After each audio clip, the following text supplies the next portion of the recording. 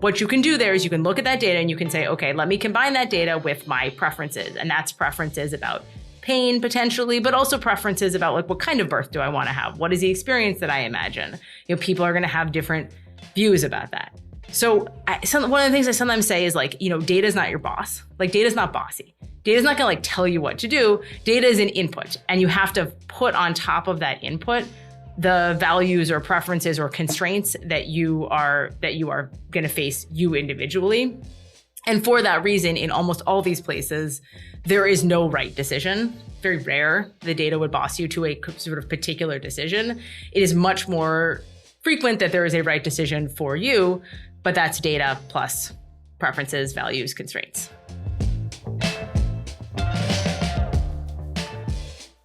Hi, Emily. Thank you for joining us on the show. Thank you so much for having me. Yeah, brilliant. Just to begin with, so you're an economics professor, and I'm curious as to how you went from economics professor to writing books about parenting.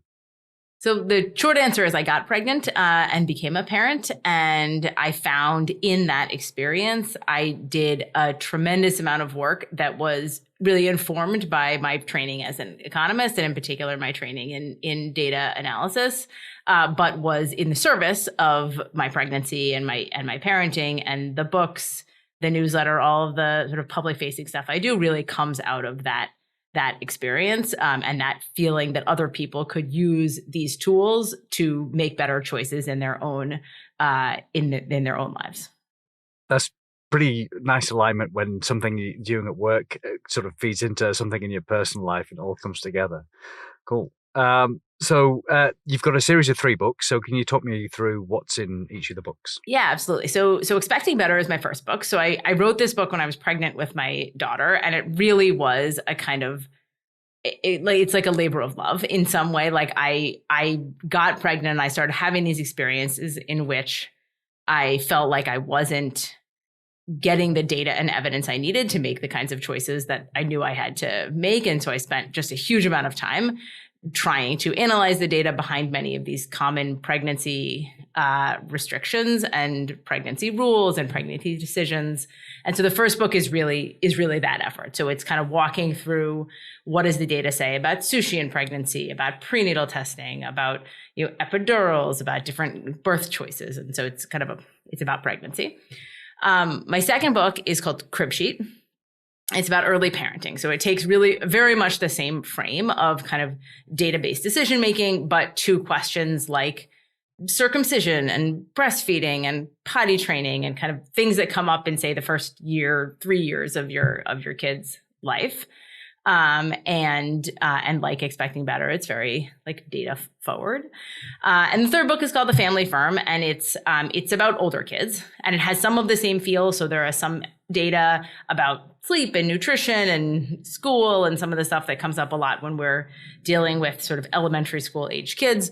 But that book also has what I like to think of as like a decision tool wrapper, trying to help people use not only data, but really structured decision-making, deliberate decision-making to try to think carefully about how they want their family lives to look. So I think those tools are pretty relevant even in other stages of life.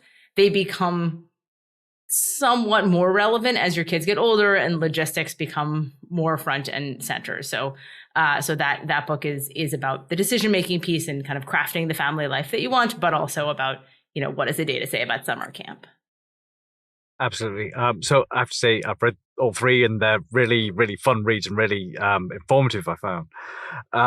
But so maybe we'll start with talking about Expecting Better.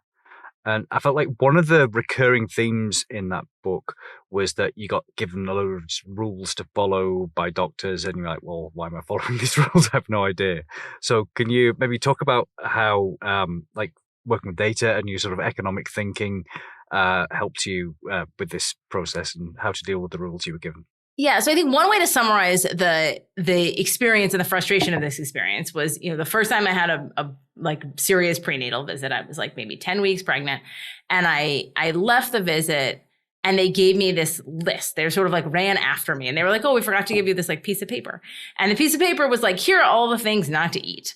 And it was just incredibly long. It was like hot dogs and deli meat, deli turkey, and like different kinds of fish and, coffee and alcohol and cigarettes and, kind of moving up from there. But there was no effort at that point to explain either A, why any of these things were restricted, and B, like which were worse. Like, is deli turkey as bad as smoking? Like, not quite as bad as smoking. If I had to pick one, would it be turkey? And so a lot of the book is really about trying to dive into those restrictions and try to answer the question, what can we see from data or from facts about the world that will help us understand why is this thing restricted? Because that's really then the avenue into thinking about, do I want to change my behavior in this way? And I think that's kind of one piece of it. And then there's a second piece, which is, the other thing that happened is very early on for me was the need to make some decisions about prenatal testing, which is like quite a fraught topic on which really one does have to choose. And there are real consequences for sort of making the wrong choice or there are real potential consequences in either direction. And yet I was told, well, we have a rule, people who are over 35 do this and people who are under 35 do that. And I knew, because I'm a person who works with data and like, I just knew that there's basically nothing in the world that works like it turns on at 35 and not at 34. I mean, that's just not the way data is. And yet without some framework for sort of trying to understand this, it was really difficult to think about how should I make this choice? What is actually the right way to make this choice? All I know is the way they're telling me to make the choice is wrong.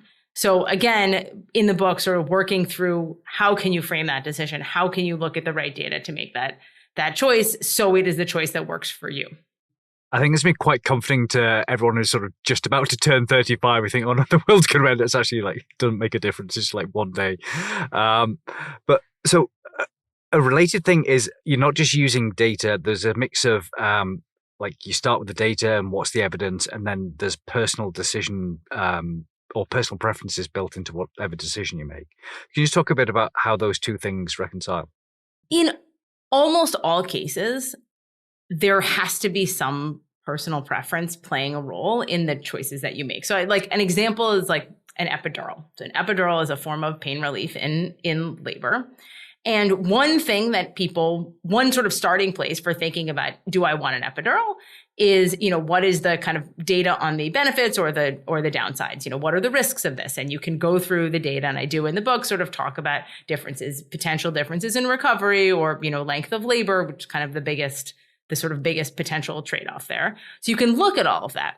But at the end of the day, the observation that, having an epidural lengthens the first stage of labor, which is like before the pushing, that lengthens the first stage of labor by an average of, 12 minutes or whatever number it is, that's actually not a decision, right? Because people will view that differently. Because of course there's this other thing on the other side, which is like labor is really painful and, you might not want to experience that. And so ultimately, like all other examples, what you can do there is you can look at that data and you can say, okay, let me combine that data with my preferences. And that's preferences about pain potentially, but also preferences about like, what kind of birth do I want to have? What is the experience that I imagine? People are going to have different views about that. So one of the things I sometimes say is like, data is not your boss. Like data is not bossy. Data is not going to like tell you what to do. Data is an input, and you have to put on top of that input the values or preferences or constraints that you are going to face you individually. And for that reason, in almost all these places, there is no right decision. Very rare the data would boss you to a sort of particular decision. It is much more frequent that there is a right decision for you, but that's data plus preferences, values, constraints. Absolutely. And it seems like maybe sometimes a lot of the arguments around parenting seem to be more about preferences than about data. Have you experienced that? I have experienced that. I think part of what it is that as parents, we want to do the best thing for our kids. I mean, I think this sort of comes from a good place, which is like they want to do what is best for their kids. They want their choices to be right. And I think that they want their choices to be so right that they are right for everyone, right? There's this sort of like, I feel so strongly about this choice, or I made so many sacrifices to make this choice that it has to be that this is not just right for me, but right for everybody. And one of the things I push, particularly in Cribsheet, actually, where I think a lot of these kind of like mommy wards debates, quote unquote mommy ward debates come up. A lot of what I talk about there is the idea that like a decision can be right for you and not right for other people. And that just accepting that is part of both pushing back on the external pressure that you feel in general, but also a reminder that like we probably shouldn't be telling other people what to do quite so frequently. That seems like great life advice in general. It's a hard one. It's a hard one because I'm like, what's interesting is that, of course, I'm a very bossy person and I work in these spaces. And so I exercise a tremendous amount of self-control in trying not to tell people what to do. And one of the things that came out of writing Cribsheet was I tried much harder to be like, I'm not going to tell you exactly what I did, or I'm not going to give you like my 7 bullet point sleep training plan because I'm not sure that that is what you want to do. So occasionally I'll sort of slip into that, with my siblings, but I try hard. I try hard not to. I think like messing with siblings is absolutely fine. Yeah, like, no, pretty much all cultures. So. They're definitely doing it wrong. It's just, that's it. That's what your siblings are doing. Nice. So actually, it seems like there were some cases where you got like a fairly clear-cut answer. So the sort of smoking and pregnancy thing was like, well, there's pretty much only one way to do it. But something like when you're talking about drinking alcohol during pregnancy, that took a lot of effort to get to some kind of conclusions, it felt like. And so what made one problem harder than the other? The main distinguishing feature between this easier things to answer and the harder things to answer is often the quality of the data. So take like something like smoking. A lot of the worries with smoking during pregnancy is an impact on birth weight. And so you can actually do randomized trials on smoking and pregnancy. It's not a randomized trial where you encourage people to smoke, obviously, but you can do randomized trials of smoking cessation. They have trials where they more strongly encourage one group than another to quit smoking. And it turns out when you do that, you can get people to quit smoking, to some extent. And you can see that it translates to large increases in birth weight among the babies of moms who were less likely to smoke. So you sort of have something where we can be more confident that there's a causal relationship because the experiment is randomized. The places that I think are most challenging are those where we don't have data like that and where there's kind of reasons to believe there are kind of reasons that either story is compelling. So alcohol is an example where we know that like heavy drinking, that drinking a lot during pregnancy, that binge drinking during pregnancy is associated for some children with negative consequences. So there's an increase in behavioral problems, a condition called fetal alcohol syndrome that can occur with very heavy drinking. And so we sort of know that. But on the other side, there's an enormous amount of data that is just correlations. It's not randomized data, but we have, large data sets where we compare people who drink to people who don't. And there's a huge amount of variation in the quality of that data. So a lot of the work of that part of Expecting Better is to dive into that data to say, okay, we actually want to ask the question, what's the impact of occasional drinking on kids? Is it like what we see with heavy drinking, or is it, and there are some reasons to believe this might be true biologically, is it the case that drinking at lower levels would not show the same kind of impacts? Learning that out of the data is tough because you have to figure out what are the studies that do a good job of isolating moderate drinking, isolate occasional drinking, and some studies do a better job of that than others. You worry that because it's not randomized, the kinds of people who drink are different from the kinds of people who don't. Some studies do a better job with that than others. This is the thing I am trained in. So I think part of what I am bringing to the table, part of the perspective and sort of expertise that I'm bringing to the table is my training is in like, how do we learn causal relationships out of observational data, and how do we evaluate the differences in quality in these different kinds of studies? I mean, that's my job. And so that's a lot of what I try to do in the data and try to sort of translate out to people who are not trained in doing that. Maybe we can nerd out for a bit about experimental design then. So it seems like that would be amazing. Yeah, so you've got like these randomized control trials is like the gold standard if you want to detect some kind of causal relationship, so A causing B or whatever. So when you don't have that, like, how do you figure out something's causing something? I mean, I think it's tough. I think one like very general kind of statement that I try to make to people is you're only going to be able to learn a causal relationship if you have some effectively random variation in the treatment. So whatever is the technique that you're using, you need to think that like you're isolating something random about the treatment. So I think that's why I'm often quite skeptical of these sort of these like just observational papers where they like do what we call a selection on observables, where you just put in some whatever controls you happen to see, like control for whatever demographics you happen to see, and then you say, well, that's like probably enough, because it's probably not enough. And, there almost certainly are still, residual confounding issues, concerns that there are other differences across groups. Sometimes we can do better with things like sibling analyses, within family analysis, which controls for more differences across families. Sometimes we can do better with like policy variation, not so much in something like alcohol, but sometimes we'll have like policies which turn on and off and try to get at sort of do better with observational data. But I don't know, I think it's hard. And I think a lot of what gets published is really poor. It's one of those things where you think, okay, science is kind of, someone's published something that must be like decent quality research because at least it's been through a peer review process, and it turns out actually quite a lot of science is a little bit junk. Yeah, I think that's absolutely right. And I think it happens, partly because you'll read these papers and then there'll be like a limitation section. Like, well, this might not be a causal relationship. It's like, it's definitely not a causal relationship. For sure not. I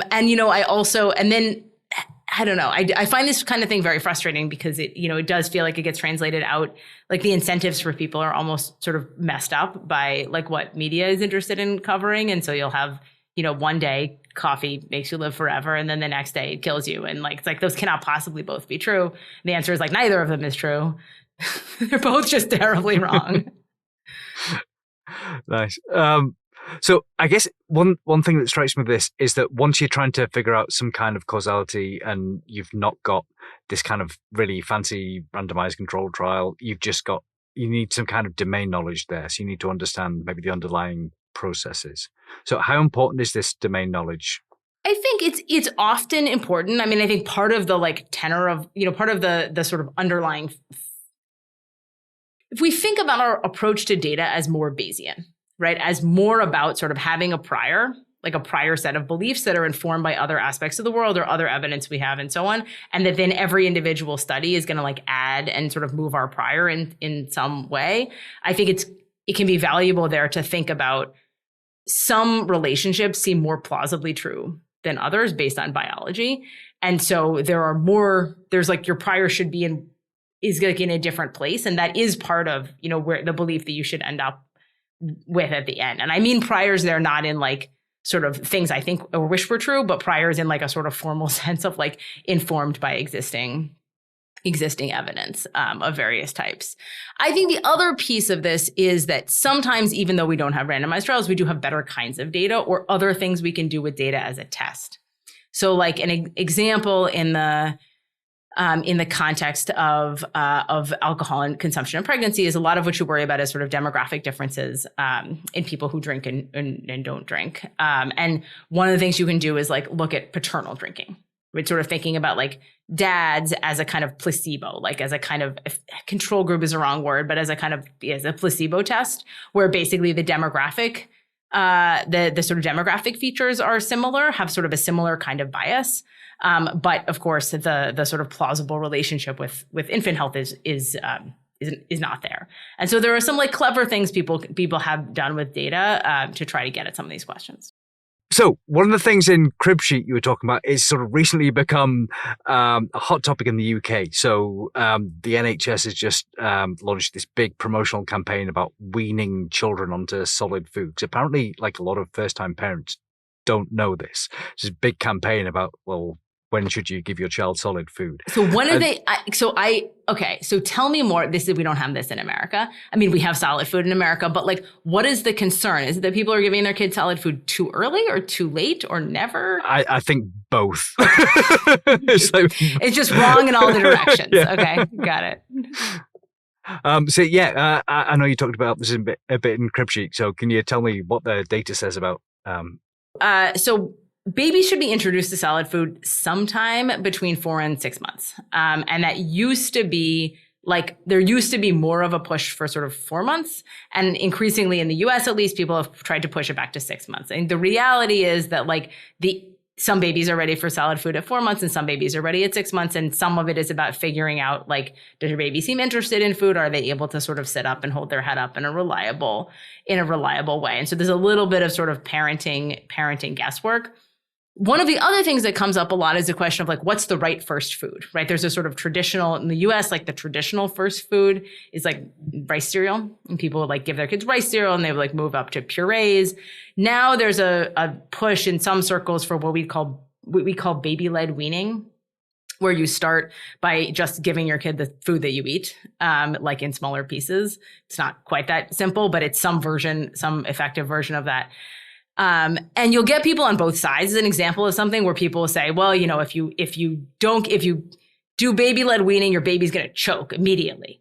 And then on the flip side, people say, if you don't do baby-led weaning, that your kid will never learn to eat a variety of foods, and it's going to contribute to obesity and all kinds. And all of this stuff is not correct.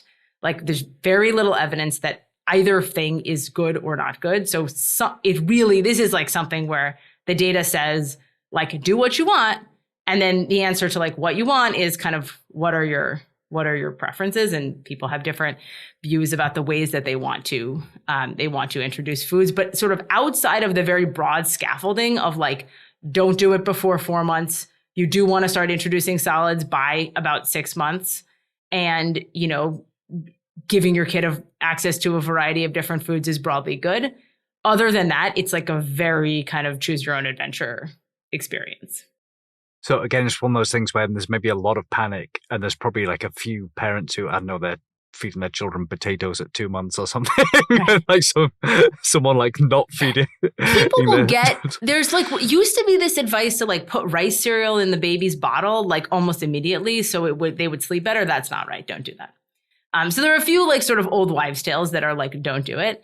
I mean, it's interesting to think this is a place where parents find the freedom sometimes not reassuring, but terrifying, right? The sort of being just do whatever. It feels but I don't know what to do. I haven't done this before. I kind of want you to tell me, here's what you do, day 1, day 2, day 3. And so you sort of get these, you can get to a place where people are kind of relying very heavily on some particular piece of advice, partly just because they otherwise have no special guidance. And that's fine, as long as we recognize that there's nothing special about that advice. There's a lot of good ways to do it. And having guidance is helpful. Okay. Yeah. It does seem like guidance is a good idea in general, as long as you're sort of comfortable with a bit of, as long as you give it with nuance, this is one way, this is one suggested way to do this. Okay. And so a related kind of thing seems to be around eating peanuts. And this is one where there's advice in opposite directions. Some people are well, you should give babies peanuts because they'll get used to it and it'll help with allergies. And other people are well, no, avoid peanuts. They're very dangerous, because if your child does have an allergy, then they're going to die. And how do you reconcile these sort of opposing points of view? One of those is right and one of those is not right. So there was a sort of a view, a sort of a bunch of advice that was given generally to kind of until exactly 2015, which was avoid exposure to peanuts, peanut butter, allergens in sort of before the kid turns 1, because you don't want them to have an allergic reaction. And, these allergens can be dangerous. And you want to wait to introduce them till later. Then there was some evidence that came out of a researcher in the UK named Gideon Lack. So a few different papers, but the really key one is a randomized trial of early exposure to peanuts, not to peanuts specifically. You cannot give nuts to a baby, but peanut protein, peanut powder. And it turns out that exposing kids to peanuts early in sort of in the 4 to 6 month range lowers the risk of developing a peanut allergy by 70%. So this effect is not just there, but it's huge. It's like huge. It works even for kids who are already showing some sensitivity to peanuts. So it doesn't work for 100% of kids, but it is a really, really, really, really big effect. And it seems to translate over to other common allergens like eggs, milk. There's a few allergens that are sort of responsible for almost all childhood allergies. And so the advice kind of switched from like, wait to introduce peanuts until later to like introduce them as soon as you're doing other things. And I think that advice is correct. The whiplash in the advice is hard for people, right? So the idea of like, you told me this one thing before and now you're telling me this other thing, like, why should I believe you? This is why it's really important to explain to people. Well, the reason is, we were wrong before, and here's the study that, it's not hard for people to understand this. Like, here's the study that showed us that this is the right thing to do. And so here's what you should do now. Again, it's about sort of updating your beliefs based on new data and new evidence. Yeah. And I mean, this is like, so I don't know how, so for my kids, when I was a kid, you could have peanut butter and jelly sandwiches at school. And but my kids who are like 11 and 7, there is no peanut butter at school. It's like no nuts, nut-free school. My daughter is kind of in the peak of like the kids who are in the space of having peanut allergies, because the advice we got when she was born was like, don't expose your kid to peanuts until they're 2. But my son is like born in 2015. So he's like the first cohort of kids where they were like, give them peanuts right away. So actually nobody in his class has a peanut allergy. That's absolutely fascinating. It's amazing. Yeah. Wow. I hadn't realized it was such a strong effect. Okay, so I'd also like to chat a bit about developmental milestones. And I have to say, I was a lazy baby who missed every milestone. I didn't walk till I was nearly 2. And so I'm kind of like, well, do developmental milestones really matter? But, that's just like a sample size of one person. So what does the data say? Are there any important milestones that you need to watch out for? So we talk about sort of 2 categories of milestones. So one is about physical milestones, and one is about like sort of talking milestones. So we talk about physical milestones first. And there, I think that the main takeaway for many parents is there is a wide range of what is normal. So for something like walking, the range of ages at which kids start walking, kids who are developmentally normal, who will end up walking fine, who do not have, a physical limitation, that range is like 7 months to 18 months. So that is a very big range. If you have been a parent, the difference between a 7-month-old and an 18-month-old is really big. And so we sort of get into this thing where we tell people, well, kids walk on average at 1 year, like at 12 months. That's true, but it misses a huge amount of nuance. And that's true for almost every one of these milestones. Something like crawling, actually, a lot of kids never crawl. So, so again, for the physical milestones, there's a really big range. Some kids won't hit certain ones of them basically ever, and that's like, okay. This is a place where pediatricians play a really, really important role, because there are conditions that will show up after birth that you can only diagnose by recognizing a missed milestone. But they are things where your pediatrician really has to see your kid like in person, right? And once they see them in person, then there are some ways that they can interact with your kid that will give them a sense of like, is there a low tone issue? Is there some other reason they're not doing this? But most of the time, it's just like your kids. I don't like to call babies lazy. They're working on other skills other than walking, and then later they will learn to walk. And then there's the sort of developmental milestone piece where like talking is the most significant. And again, there's a lot of variation across kids in how quickly they learn to talk. Some of that is a little teeny bit predictive of later like school performance, but only in a very, very moderate way. And again, then there's a sort of a lower bit of a tail at which you do want to say, okay, this is like outside of the range of normal. And then there's a bunch of things that parents can do to try to understand better what's going on. Okay, so it seems like in general there's going to be a wide range. Don't freak out. Like some, it'll mostly be okay. There's also gender differences, particularly in the like language stuff. So the people who freak out the most tend to be the people with an older girl and a younger boy, because boys take a longer time to develop language on average than girls at these young ages. It's not that they don't eventually learn to talk. It's just that they're slower. So sometimes people will be like, my daughter was talking like a mile a minute and my son has 4 words. It's like, yeah, he's coming. He's going to get there. Yeah, I mean, I suppose once you see adults, eventually, like most adults do learn to talk. So. Most adults do learn to men, even men. Sometimes too much, I would say. Honestly, sometimes they talk too much. Nice. Cool. So one of the issue that sort of crops up, in fact, across all three books, but I think it appears most in the sort of the last book, is around sleeping.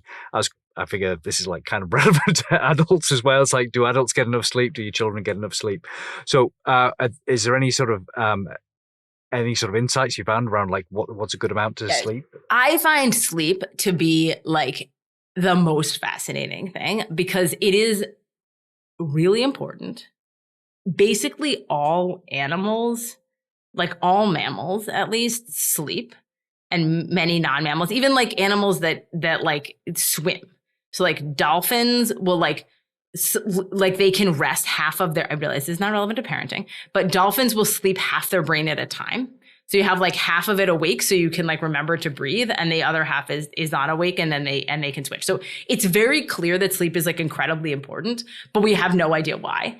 And it must be very important because everybody does it and it's tremendously maladaptive, right? If you sort of think about the idea that you have to like lay down for 8 hours in the middle of like every day, like this is like a great time for, the tigers to get you, right? So like it cannot be. It must be that sleep is so important because the evolutionary pressure is so, would be so great against it. Okay. So sleep is really important. That's one thing.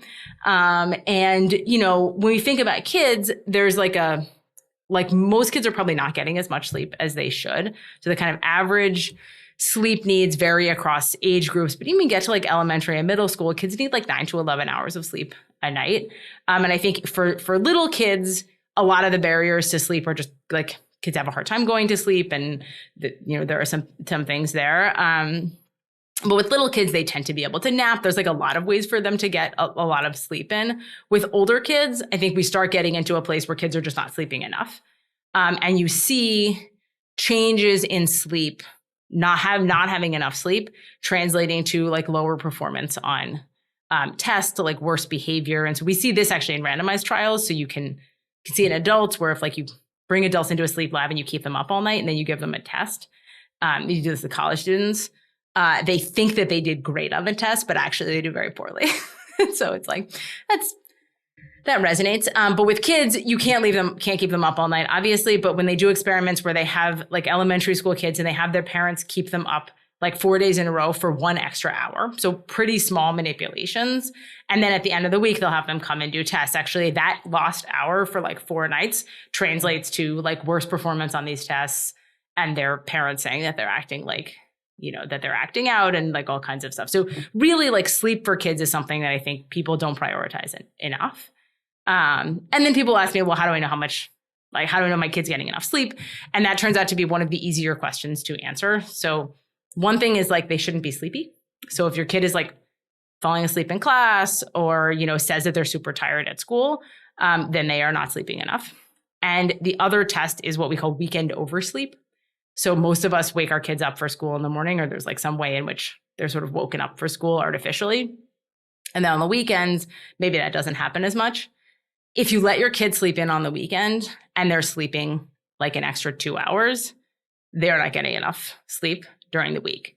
But basically you should get up. You should be like, your body should be waking you up at about the same time every day if you are a well-rested person.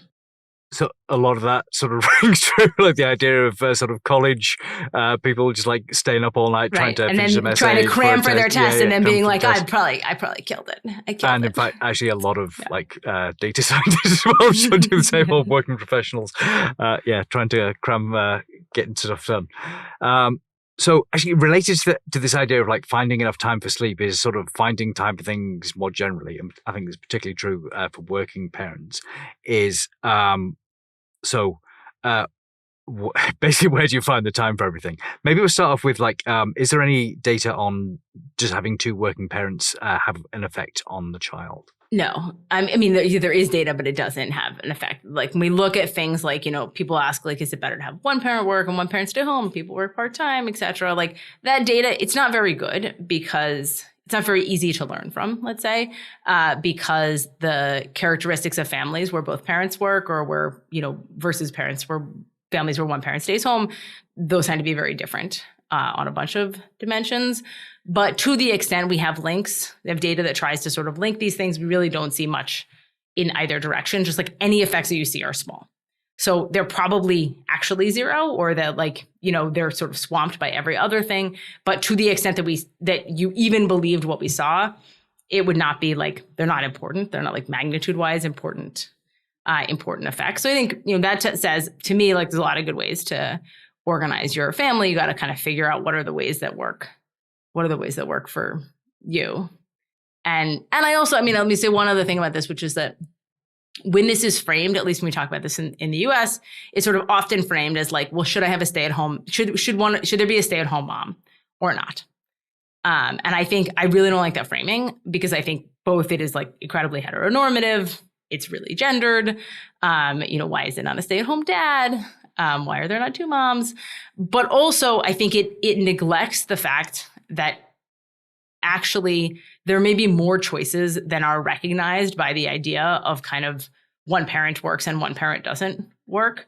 That there are ways to kind of work part-time, or, there may be ways to adjust on the intensive margin that are sort of really productive to think about. And I'm not sure everybody is considering when we kind of set it up in this very bifurcated way. Okay, so you went into economic speak there. So something about the bifurcated margin? Yes, I'm going to need a translation. Okay, just that, fair enough. So I guess my point is just that, that we tend to think about, if we were going to have 40 hours of work in the family, we tend to think about it like the only way to achieve that is one person works 40 hours and one person doesn't work at all. But another way to achieve that is both people work 20 hours. And I think when we have these conversations, we sometimes miss the possibility of dialing down work a little bit at certain times in our life without completely eliminating it.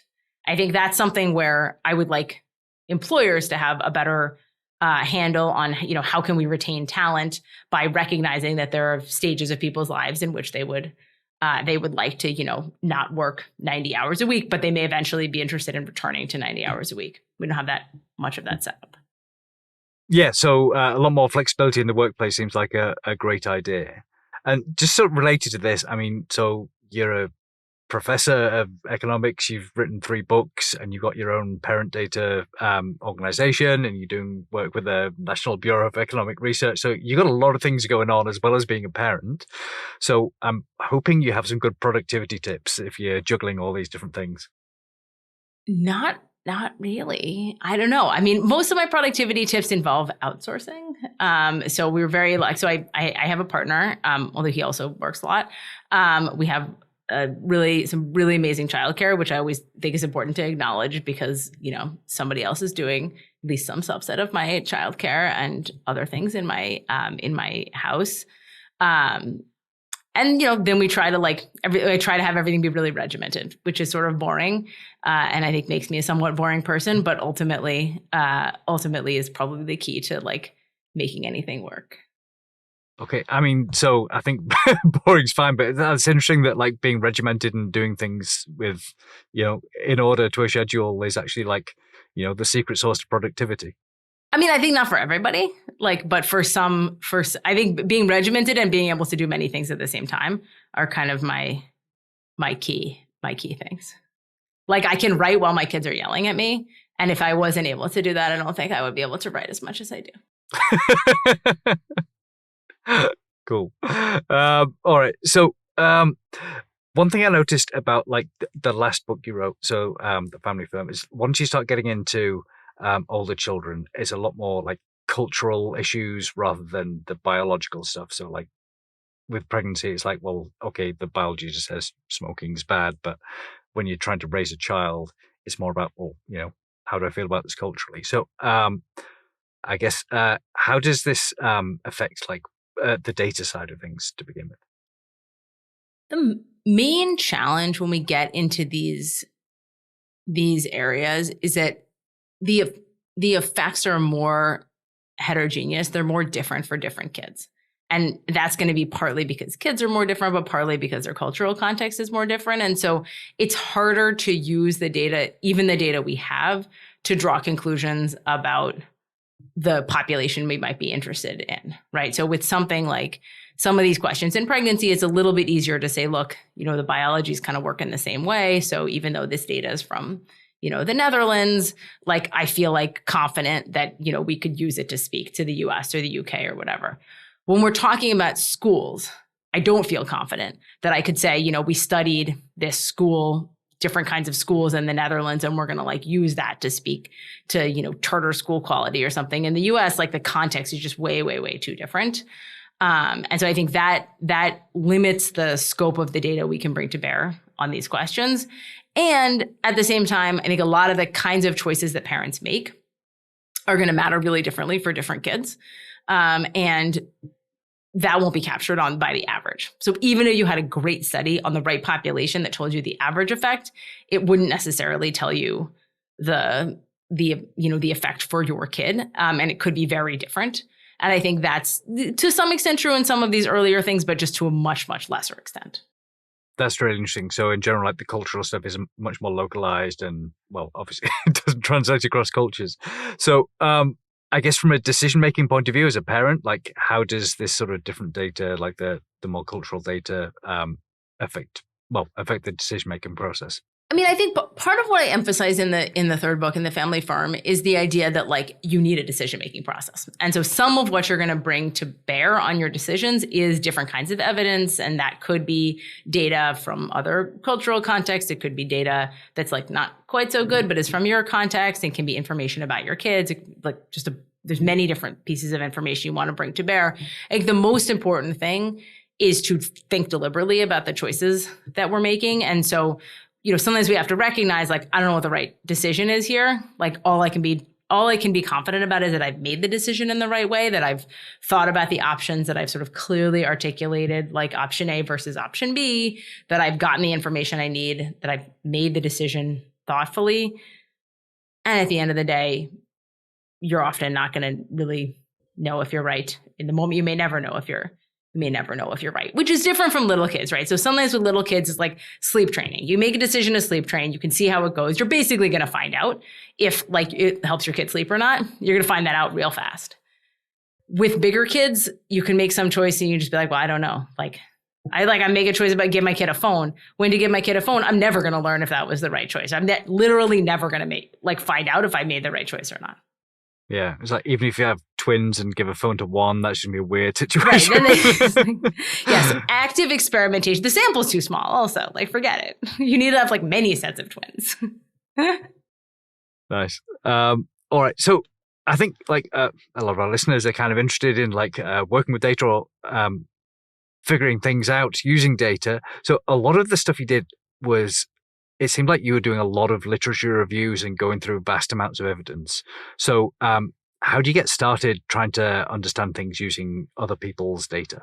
Usually the key to understanding other people's papers is to read the appendix tables, I find. I think that when I do this kind of work, some of it is you just learn to do this better over time. I mean, this is my job. And then this sort of particular version of it I've done a lot of times. I think it's often about finding the where the thread starts and then pulling it, sort of saying like, I'm sort of going to find like, what's the best paper on this? What's the like thing everyone talks about? And then let me pull on that thread and figure out, who are they citing and who's citing them? And sort of how is this literature kind of evolving? And then you can sort of dive into, okay, like among this sort of set of papers, like which of these are doing a good job, which of them are doing less of a good job. And that's where I like to look at the appendix tables and see what's what. That's usually where people that's where they put the bodies. That's kind of cool. So rather than reading things in order, you just like jump straight to the end. This is where like the juicy data exists right in the appendix. Yeah, and that is a thing that takes time to learn. So like one of the things is that because I look at so many papers, particularly in this space of like, I'm correlating this with this and like this behavior is linking to this outcome. Most of these papers have very similar structure. So you always kind of know like somewhere there's going to be a table where they compare the features of the two groups and you can kind of read the tables. I can read the tables pretty fast. And are there any good sources of data you recommend for around parenting? I mean, I think my my website's a good source of data for parenting. I mean, I think there are more technical and less technical versions of this. I think in general, when people ask me like, who should I trust? I think, usually, I don't always agree with them, but usually a source like WebMD or the American Academy of Pediatrics is like, that's like a place to start. And that's going to give you sort of at least an informed set of information rather than, Dr. Google. Go on, since you mentioned it, do you want to tell us about what's on parent data? Yeah, so parent data is really a sort of extension of the work that I do in the books. It is a newsletter on Substack, and I write about many of these same issues: pregnancy, parenting, decision-making data. I try to unpack new papers. I try to sort of flesh out broader topics that I sort of talk about in the books, but not as much. And then there's a lot of fun stuff. There's Q&A. There's like people weighing in with their own parenting problems. So we're trying to build a little bit of a community around parents who love data. That's pretty cool. Data and community together is brilliant stuff. Nice. So just while we're talking about researching things, what sort of skills do you think are useful if you want to kind of go in and investigate some of these ideas from your books more? I mean, I think an ability, sort of some basic training in statistics and causal analysis is kind of key. So that's sort of the, research design methodology, understanding a little bit where data comes from. I think those are kind of the key elements. Understanding like how you do the analysis sort of less important than understanding like conceptually what is the source of this information, what's the source of variation, how do we think about causality. I think those are sort of the key elements, and then just a lot of practice. Fortunately, in this medical space, the papers all look basically exactly the same.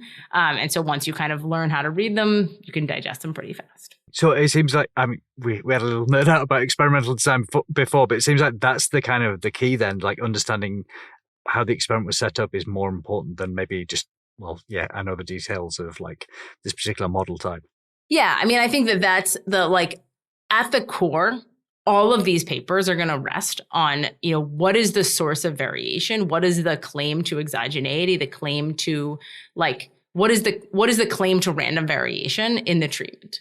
I think that's always what we're trying to dive into in understanding these papers. And that's not really about like understanding the mechanism by which they're doing the analysis. It's really about understanding like what is the conceptual idea behind the analysis. And are there any common mistakes you think people make if they're going off trying to research things on their own? I think mostly like overly trusting the vetting process of refereed journals. I mean, I think a lot of times people will come to me and they'll say, well, this was published in a journal. Yeah, okay. Like that doesn't necessarily mean it's right. And I think that's an easy mistake. I mean, sometimes it's right, but I think that's an easy thing to get sort of dug into. Maybe slightly more trustworthy than like random forums. Yeah, absolutely. Better than Reddit, but not perfect. Or at least like having people understand that there's like quite a lot of variation within this space of published work in like how high quality something is. All right, fantastic. Do you have any final advice for parents wanting to make more sort of data-driven decisions with their parenting? I think mostly to like trust themselves. I think that you're smarter than you think, and your ability to understand these problems is greater than you might imagine. And so I would like people to feel empowered to engage with these questions themselves, and make choices that work for them. Fantastic. All right. Thank you very much for your time, Emily. Thank you so much for having me.